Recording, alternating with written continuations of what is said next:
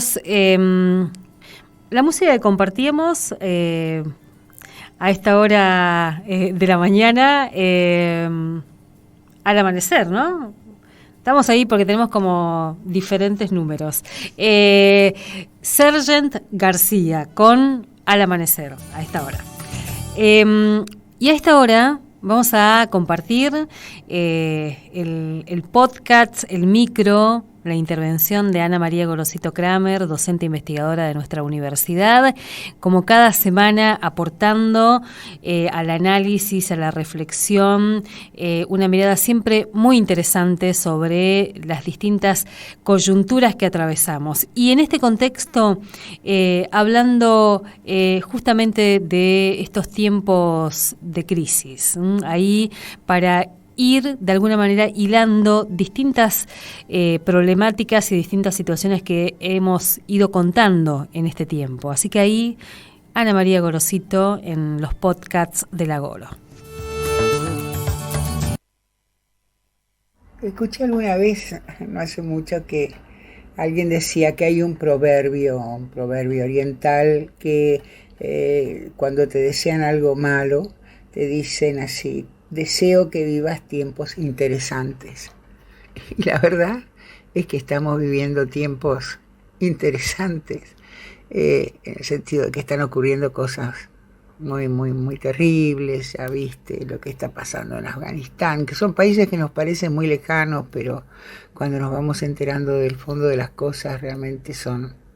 situaciones estremecedoras. Yo pienso, por ejemplo, que esa gente está en guerra hace 20 años, o sea que un muchacho, una chica de esa edad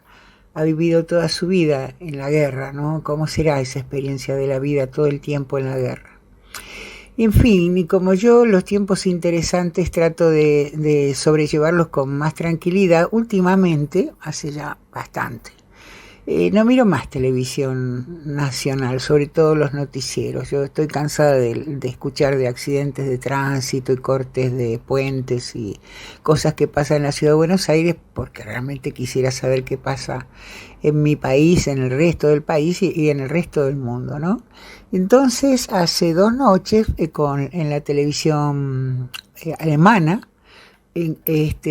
descubro sorprendida una navegación de kayaks sobre el río Paraná en la noticiera de Argentina, que habían salido de distintos puertos, en algunos casos de la ciudad de Santa Fe, Paraná, y luego la ciudad de Rosario, que aparentemente era la que concentraba el mayor grupo de kayakistas, que avanzaban sobre el Paraná rumbo a la ciudad de Buenos Aires, y justamente la filmación mostraba parte del trayecto donde ya se suponía que llegaban a la ciudad, obviamente por el río, y era una manera bastante insólita,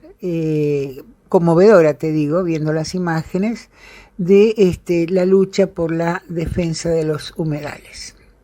¿no? ¿Y qué son los humedales? Bueno, los humedales son tipos de suelo, justamente que acumulan una gran humedad con una flora bastante particular, y que estos humedales además constituyen reservas de agua dulce y fundamentalmente, si pensamos en el delta del Paraná de Ciudad de Buenos Aires, una gran contención contra las inundaciones, porque las subas y bajas del río son absorbidas, digamos, por esa gran masa vegetal que son los humedales. ¿Y por qué es necesario una ley de defensa de los humedales? Es decir, ¿por qué salen estos kayakistas que representan a organizaciones ambientalistas a manifestarse? Bueno, porque, y esto lo habrás visto, hace más o menos unos 3 años empezaron a haber una serie de incendios que no tenían que ver con el cambio climático, con la sequedad del ambiente, no, tenían que ver con incendios intencionales, con el objeto de poner esas tierras incendiadas a la actividad productiva de algún tipo. Quiere decir esto, o la agroganadería, o en fin los emprendimientos inmobiliarios. Si vos has viajado en avión llegando a eso que es Nordelta, te das cuenta que esa es una gran ciudad muy planificada, muy trazada, que se ha hecho básicamente sobre la apropiación y la transformación de los humedales, o sea que gran parte de las inundaciones que afectan a la ciudad de Buenos Aires y los alrededores tienen que ver también con haber sustraído, digamos, de la naturaleza porciones de suelo que eran importantes reguladores de los caudales de agua, más allá de que esa vegetación contribuye a la purificación del aire, etcétera. Y esto se relaciona con algo que pasó también entonces en diciembre del 2020, no sé si vos te acordás, que fue la ley de manejo de fuego, que es una ley que se sacó justamente para impedir por un plazo de 30 a 60 años cualquier clase de emprendimiento empresarial, productivo o inmobiliario en terrenos que fueron quemados de manera intencional. Y esto a nosotros nos afecta directo en Misiones, porque habrás visto que nuevamente se está manifestando otra vez más otro periodo de sequía.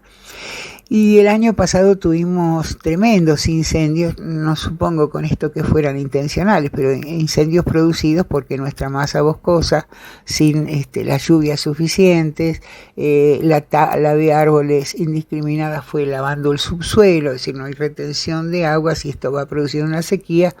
que ya en este momento está afectando a los pobladores del interior, que están viendo con mucha preocupación estos procesos. Así que estamos realmente en tiempos interesantes en el sentido de que efectivamente, y tras la pandemia o cursando la pandemia, nos damos cuenta que el tema del cuidado de la naturaleza se está volviendo realmente una cuestión de agenda.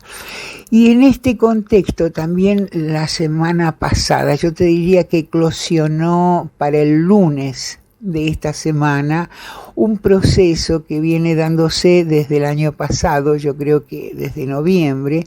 que tiene que ver con la organización de un grupo de vecinos para defender los últimos restos del bosque de galería que nos quedarían en los alrededores de la ciudad de Posadas, y que se conoce en este momento, ya trascendido a la prensa, como el Montecito de Villa Cabello. Son apenas 400 metros de una zona de costa con características boscosas, parece que únicas. Yo tuve la oportunidad de estar en algún panel hablando de esta cuestión con gente que conoce el manejo del río, la clase de flora, fauna, aves, que necesitan ser protegidas en esa zona. Y esa zona, en realidad hay una propuesta también otra vez por parte de grupos ambientalistas de que se constituya en un área de reserva protegida. Lo cierto es que lo que eclosionó esta semana es me sale la palabra en portugués, acirramento, ¿no? Es en realidad una eclosión, digamos, del conflicto, porque hay un club que pretende que esos terrenos de esos 400 metros son suyos para una bajada de lanchas. Y viendo las fotos me dio mucha pena, porque en realidad todo ese sector de costa, yo cuando era joven también iba a tomar sol ahí con mis amigas, unas piedras hermosas, un paisaje muy bonito. Los vecinos lo habían ido manteniendo, limpiando, etcétera. Y de golpe entraron máquinas a desboscar, están construyendo muros donde no hay ninguna clase de permiso municipal a la vista, o sea que se está haciendo, digamos, de una manera legalmente dudosa, vamos a ponerlo así, legalmente dudosa. Entonces, en función de este tema que te estoy planteando hoy, de los que vinimos charlando hace ya 2 semanas, la cuestión del yabotí, de las disputas de los indígenas que necesitan un camino de acceso, estuvimos hablando de eso, yo creo que todo esto conforma un único núcleo de comprensión en el que hay que empezar a extraer cosas, ¿no? Y una de esas cosas a extraer, me parece que estamos asistiendo a una lucha feroz entre lo público y lo privado, ¿no? Y que hay sectores con poder, obviamente, y te digo esto a escala mundial, no solamente en la Argentina, que entienden que lo público es como un bien mostrenco, quiere decir de apropiación por cualquiera que eche mano primero que otros. Lo público sería aquello que está disponible para la apropiación, y obviamente que este es un modelo que es absolutamente contrario al que tantos y yo entre ellos sostenemos, y es que lo público justamente es para el goce, usufructo y servicio del conjunto y te voy a decir de los seres vivos. Fíjate que yo ya también me estoy moviendo hacia ese lugar donde pensamos ya no la cuestión de la humanidad, sino de los seres vivos, de la posibilidad de la continuidad de la vida, y que esto debe ser defendido. Así que, así como hay un grupo de gente que en algún momento decía que pobres los que caen en la educación pública, yo estoy hablando de una radio que tiene que ver con educación pública, la universidad pública, yo misma me formé en todos mis trayectos de formación en la educación pública. Aquí, digamos, tenemos una clara confrontación, ¿no?, que se proyecta a esta cuestión del paisaje, del bosque, de la vida, de la salud de las aguas, de la fauna, del disfrute de la naturaleza, de preservar de aquello poco que nos va quedando en esta disputa, que se procesa además por la acción de la acción consumada, el hecho consumado. Yo creo que el desbosque del Yabotí, de que yo te hablaba la semana pasada, tiene que ver con esto, es decir, antes de que salga el permiso de explotación ya se está explotando. Y en este caso que estoy hablándote de esta disputa con este club privado, antes de que la municipalidad, la EBI, den los permisos correspondientes, ya se desmonta y se arman cercos que he visto las fotos, llegan hasta el río, no se puede privatizar el agua del río, estamos claros, ¿no? Pero en fin, se produce un hecho consumado. Una vez que está instalado, no va a haber topaderas que las tiren abajo, y entonces el hecho se completó. Y una tercera cosa que te quería decir también sobre esto es que en este panorama, si vos escuchás los medios hegemónicos, los que están representando justamente este predominio de lo privado sobre lo público, es como el ambientalismo, los ambientalistas aparecen como los enemigos del orden social. Esto es muy perverso porque se está instalando un discurso donde, por un lado, no se nos permite ver el caso en su totalidad, y por el otro se construye un fantasma,